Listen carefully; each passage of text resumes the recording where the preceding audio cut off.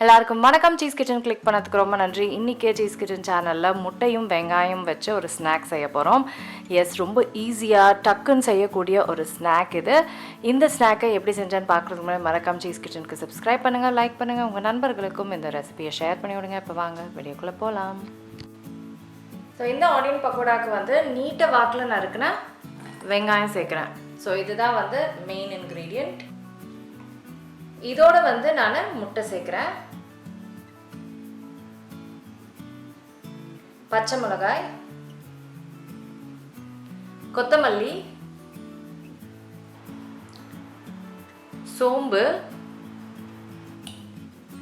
அதுக்கப்புறம் chilli powder, garam masala, உப்பு, அரிசி மாவு,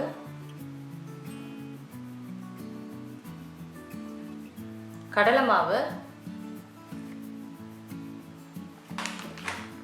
இப்போ இது எல்லாத்தையுமே மிக்ஸ் பண்ணிக்கிறேன்.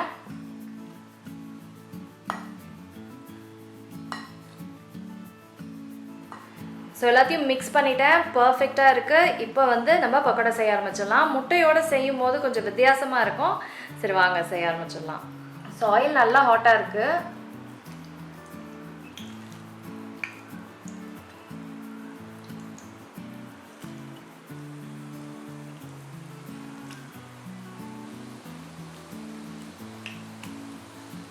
இப்போ நல்லா மொறு மொறுன்னு ஆற அளவுக்கு நம்ம வறுத்துக்கணும்.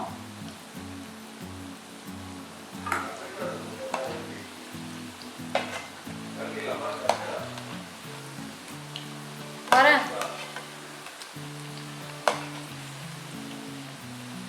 ஸோ நல்லா முருகல் ஆயிடுச்சு. இப்போ எடுத்துக்கலாம். சாலராங்க சூப்பரான ஆனியன் முட்டை ஃப்ரை ரெடி ஆகிடுச்சு. வித்தியாசமாக இருக்கும், யூஸ்வல் பக்கோடா மாதிரி இருக்காது, டிஃப்ரெண்ட்டாக இருக்கும், டேஸ்ட்டாக இருக்கும். கண்டிப்பாக ட்ரை பண்ணி பாருங்கள். நான் உங்களை சீக்கிரமாக அடுத்த வீட்டில் சந்திக்கிறேன். வணக்கம்.